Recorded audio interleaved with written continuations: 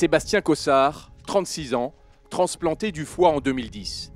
En août, il va participer à ses premiers Jeux mondiaux des transplantés à Newcastle avec l'équipe de France. Tous les participants auront une tenue France.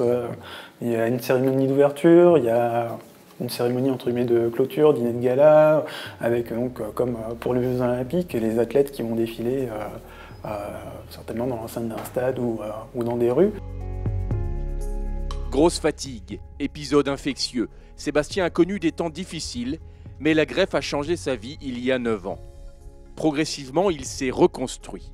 Le fait de se sentir mieux petit à petit, donc ça pousse à ressortir, à refaire des marches, puis des footings, et petit à petit à reprendre une activité physique comme auparavant. Sébastien est inscrit au Badminton Club de Lampertheim et au Vendenheim Athlé, 2 clubs qui le soutiennent. En 2018, il a disputé ses premiers Jeux nationaux à Boulogne-sur-Mer. Il y avait une ambiance qui était super sympathique, ça permet aussi de découvrir des gens qui ont eu des problèmes similaires aux nôtres. 5 médailles à la clé, dont 2 en or, en double badminton et 100 mètres, qu'il parcourt en un peu plus de 14 secondes.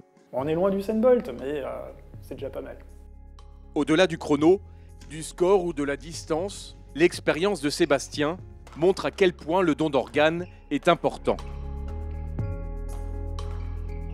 Je participe aux Jeux mondiaux et aux Jeux nationaux des transplantés pour véhiculer un message d'espoir pour tous ceux qui sont en attente d'une greffe, et également pour montrer que la greffe ça fonctionne, la greffe ça marche, et qu'il ne faut pas hésiter à se prononcer pour le don.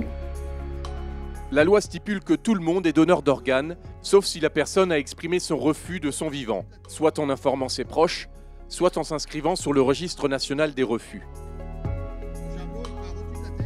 Il est important de savoir en fait la volonté de chacun de ses proches, car aujourd'hui malheureusement il y a des personnes on ne sait pas s'ils sont donneurs ou pas donneurs au moment de leur décès, et dans le doute, ils sont peut-être les familles refusent peut-être le don alors qu'ils étaient peut-être pour. D'où l'importance de communiquer, car aujourd'hui en France, 30% des familles refusent le don d'un proche.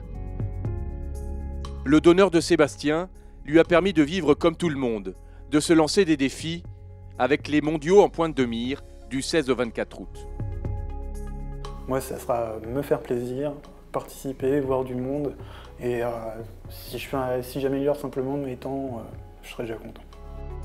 Don d'organes et de tissus, on est tous concernés.